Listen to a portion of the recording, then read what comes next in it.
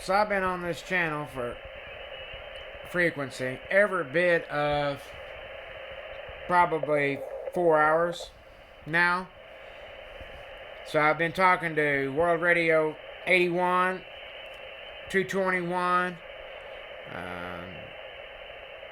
several of my friends out here that we're all trying to just hang out and talk on 440 and not bother anybody and hang out. Well, supposedly, I guess there's a guy over in Arkansas and maybe a couple others, I don't know, but none of us can hear him. Anyways, first off, I think we've got that. He realizes now that that I couldn't hear him, and that he told another individual. Anyways, but now there's some other individual, which 221 or not 221, but another individual just got through telling me that he's been doing it for a couple of months now. But he's playing like a 1 kilohertz tone, which not even it's like feedback. I'm waiting for him to do it. Or he's playing noise toys or whatever. As soon as to try to jam us.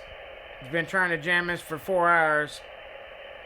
Hasn't affected anybody. The guy, I don't know if he don't like us, like me, what it is. I don't know exactly who it is. Don't care. I'm obviously not out here to bother anybody. I just enjoy this stuff. And then I had somebody accuse me of running the minimum of a kilowatt. He says, I've been doing this since 1970, and I can tell you're at minimum of a kW. And I fell out of this chair. Look, you can see where I hit my leg. I fell out of the chair laughing, because look at what I'm on. And I want to express something to somebody, to people. Look what I'm on. So look at my drive level. What's that say, guys? 12 watts. Into my broadband, we're on the 1,000-watt scale. Look at the second line. No movement on carrier, so I'm going to key the radio now. Oh. 1, 2, 3, 4. This is a test, audio test. This is a test, audio test. 1, 2, 3, 4, 5. Does that look like anything?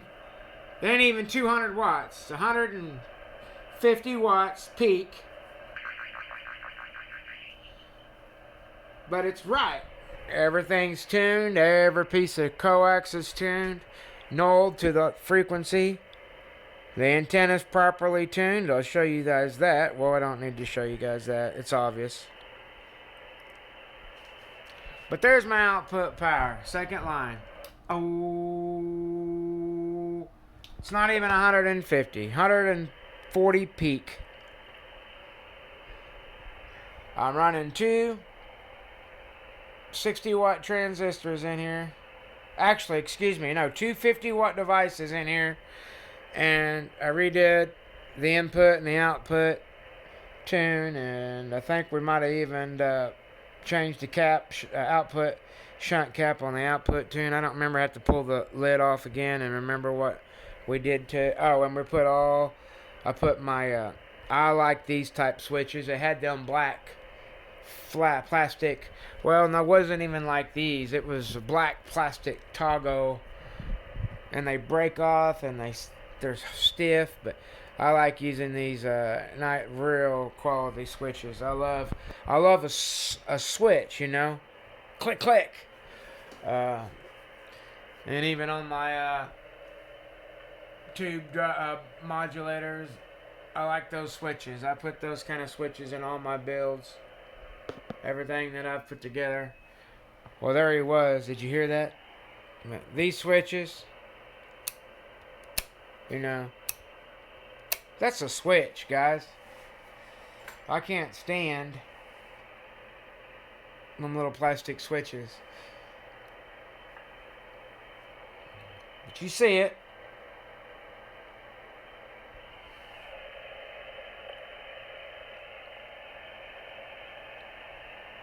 Ain't on the big box.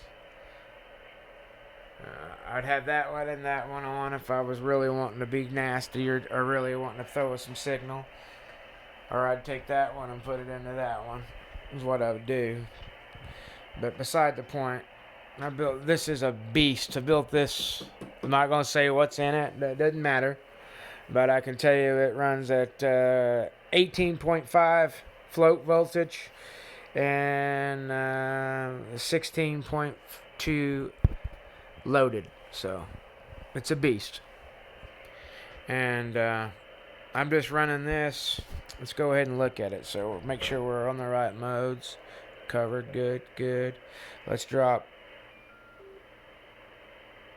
down 20 cycles to make sure we're not just ripping the band. And let's see what our current draw is at 140 peak.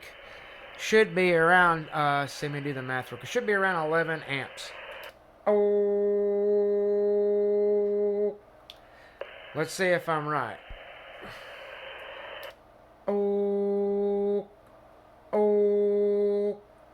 That's showing about 12 and a half, but that's okay. Let's see what my drive is again. Drive is 12 watts, and then our gain is at 15. So, just doing exactly specs. I'm running everything at spec. So what I mean at spec, it's exactly this. That's the root spec for this amplifier. 2 watts AM, 12 watts sideband. Now I'm a little over spec on voltage because I'm running at, I'm at 14 volts. But if you look, make sure we're good again. We're switch sideband. Our drive is 12. Okay, so if you look at our voltage, so at load, it's perfect. It's exactly at factory. So we're at 13.8 volts. 12 watts drive, producing 150 peak. Absolutely beautiful. So, I don't know why you guys would say I'm on a couple of kilowatt. One guy said I was on at least a kilowatt of power. That's absurd. If I was running a kilowatt of power, you would definitely see drastic difference. Of course, one guy in Maine says I'm 25 over, so it's all in the antenna, and it's 90% conditions, guys. I mean, you have a very good system that's tuned and set up right, and you got a little Mother Nature showing you her little bit of love. It's hard to get any better. I built this radio. A lot of you guys know, but I got a lot of new subscribers, so I want to walk you guys through a little bit of what's going on here at Justin's 5180. So I am Justin Ruth. I grew up in Tulsa, Oklahoma. I was born in 1980, and I got into radio, absolutely addicted to it. I can tell you, I was very young, maybe 4, 5, 4. I probably wasn't talking much, obviously, on the radio at 4, but I can remember at that 4 and 5 years old, my grandpa having radios on 80 Ford tractor.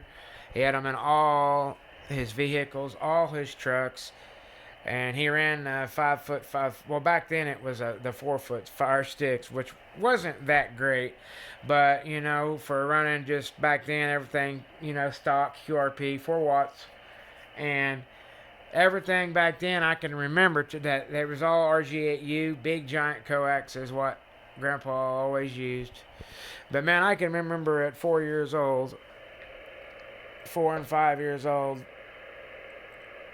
loving to get on those things. And I can remember by the time I was not hardly much, I was talking all the time on them. And I've just done it. And as I got into my teens, by the time I got in my teens, I was learning how to work on them and get into them and do all kinds of stuff. By the time I was 13 or 14, I was I was repairing them, working on them, putting modifications in them. I can remember my very first modification. Well, variable power. I put a Sears Road Talker 40. I put I guess I could show you guys how a Sears Road Talker 40. I put a what's his name? Dadgummit, that bird, Woody Woodpecker. I put a Woody Woodpecker, and it had a momentary. Not trying to make you sick. A momentary switch to where you could key the mic and just touch the button, and Woody Woodpecker would do his thing, or you could push the button and then key the mic, and then the Woody Woodpecker would do his thing. It would do it. It would work two different ways. And then I can remember echoes. Back then it was they've been around forever, but Connex echo boards were real popular, and Expo the channel kits back then, they were using a lot of Expo 1s, Expo 2s. Of course, Expo 2 came later, but the Expo, the first little kit that was just you could only get below 20. You could only get like 20 below. Then they started developing kits. I've got a whole nother AM station in here, but I don't show it. Anyways, I hope everybody has a great day. 73s, and I don't know. I've just been playing around on the radio. We're gonna look at the wall for a minute, guys. I had to crawl in here, and but the deal of it is I hope everybody realizes I'm just having fun, and I'm out here enjoying 440. And I think some guys think I was trying to come up there and just take over the frequency. No, I'm just trying to get away from 385, where everybody acts like idiots. I can get out there and make contacts and talk on 385, but you get somebody that may not have a great strong signal, and then you got 5 people talking over each other. And the biggest problem I have with 385 is you call out, and then you have 400 people coming back at you, and then you can't get back to everybody, and then you feel like you've left people hanging, and you can't.